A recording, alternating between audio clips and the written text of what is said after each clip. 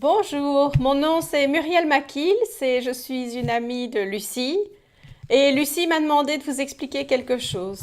Donc je suis une experte en leadership authentique à l'ère digitale, je développe un cours en ligne pour des leaders pour augmenter leur impact et leur sérénité. Dans ce cours, je parle beaucoup d'émotions, de corps et aussi évidemment du mental. Et j'explique aussi comment fonctionne notre cerveau et pourquoi le corps est tellement important quand on veut changer de comportement. Et donc, elle m'a demandé de vous donner cette petite explication, ce que je vais faire maintenant. Alors, il faut vous imaginer que votre main, ou ma main dans ce cas-ci, c'est votre cerveau.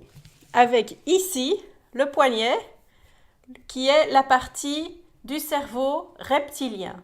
Donc le cerveau reptilien, c'est le cerveau qui a été créé le plus loin dans notre évolution.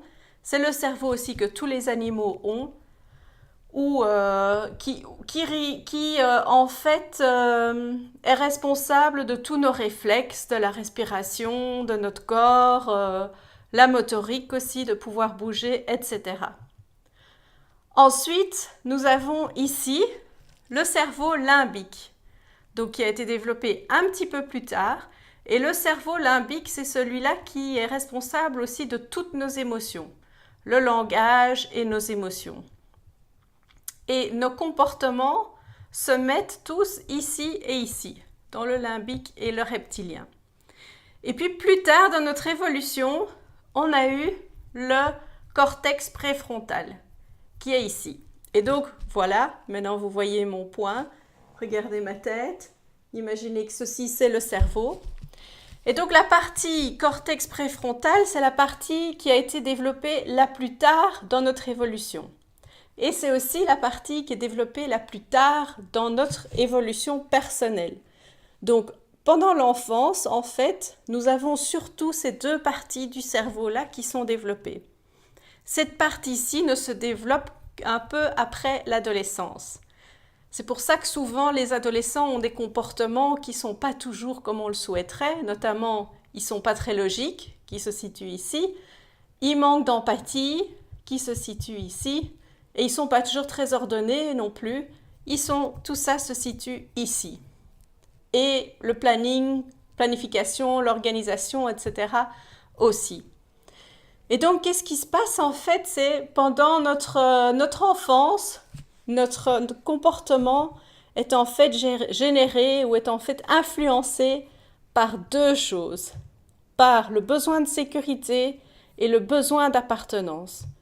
Et donc, on va tout faire pendant notre enfance pour être en sécurité, pour se sentir en sécurité et pour se sentir aimé par nos parents, par l'école, par les amis, etc.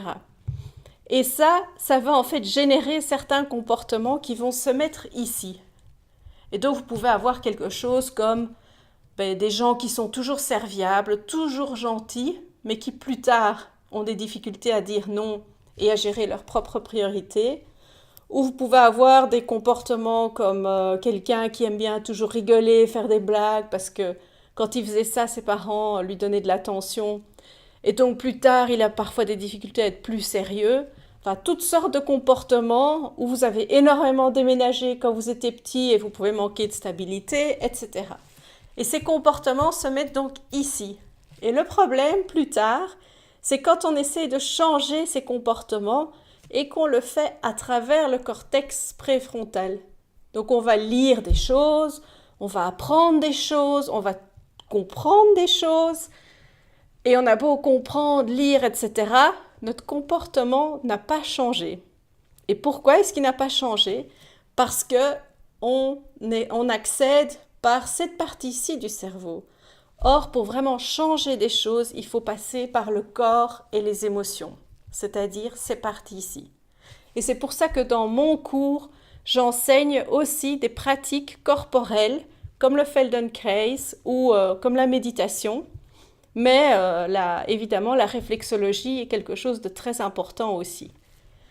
C'est d'ailleurs dans ce cadre-là, parce que c'était tellement important, que dans mon job précédent, où j'étais directrice générale des éditions Plantin, j'avais demandé à Lucie de nous créer un programme qu'on appelait le programme Happiness. Et donc Lucie venait et vient toujours, j'y suis plus mais elle continue, elle vient faire des massages et de la réflexologie à tous les employés pour qu'ils se sentent mieux et aussi tout ça, ça va aider à changer leur comportement. Donc voilà ma petite vidéo pour Lucie, j'espère que ça vous a plu et bonne chance pour la suite.